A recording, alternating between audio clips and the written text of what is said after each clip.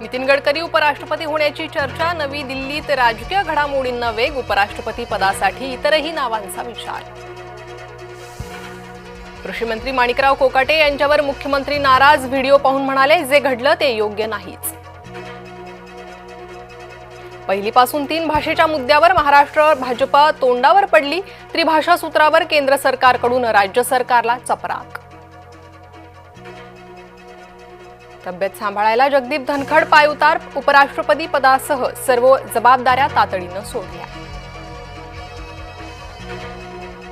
फडणवीस अजित पवारांचा आज वाढदिवस, एकाच दिवशी मुख्यमंत्री आणि उपमुख्यमंत्र्यांच्या वाढदिवसाचा अनोखा योग।